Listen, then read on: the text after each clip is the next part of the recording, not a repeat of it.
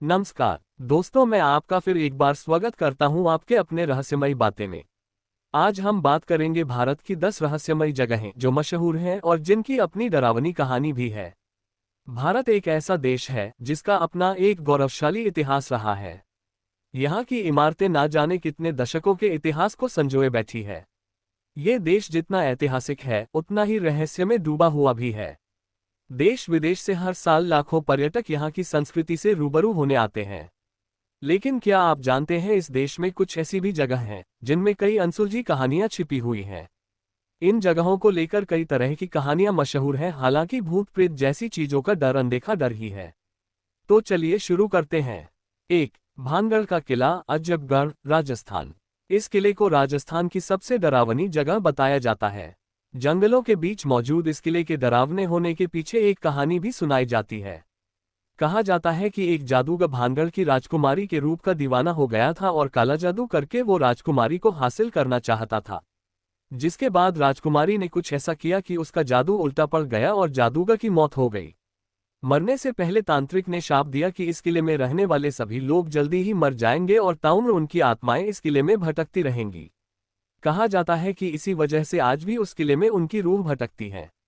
2. दमस बीच, गुजरात। गुजरात के समुद्री तट पर स्थित दमस बीच पर्यटकों के लिए काफी खास है, क्योंकि ज्यादातर पर्यटक इस बीच का लुत्फ उठाने आते हैं।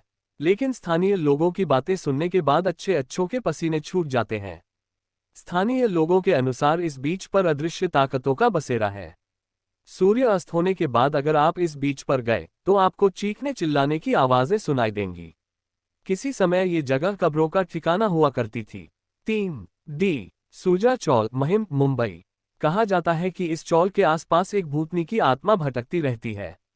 ये करीब 25 साल पहले इसी चौल में रहती थी और एक रात कुएं से पानी लेने के लिए जब आई तो गलती से कुएं में गिर गई और मर गई। फिलहाल अब इस कुएं को बंद कर दिया गया है, लेकिन लोगों का कहना है कि तब से उसकी आत्मा चौल में घूमती दिख जाती है।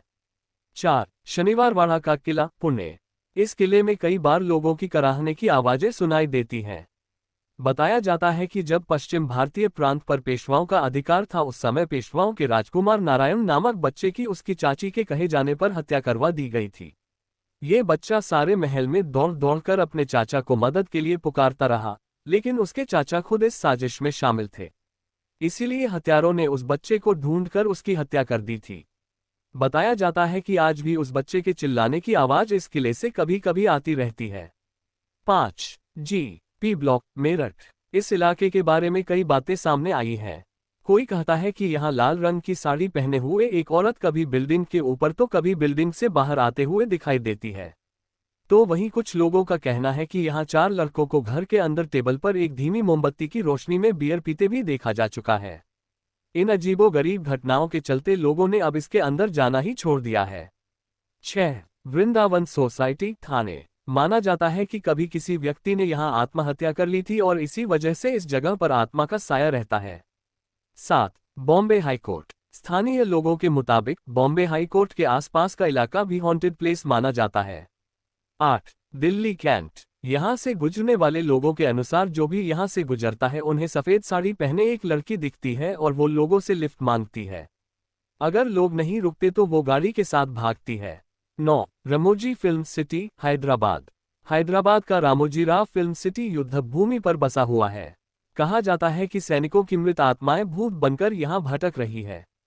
बताया जाता है कि फिल्म शूटिंग के दौरान कई असाधारण शक्तियां दिख जाती हैं। इस स्थान को सैनिकों का कब्रिस्तान कहा जाता है। 10. राजकिरण होटल, लोनावला, मुंबई। मुंबई के पास लोनावला का राजकिरण होटल भूत जगहों में से एक माना जाता है।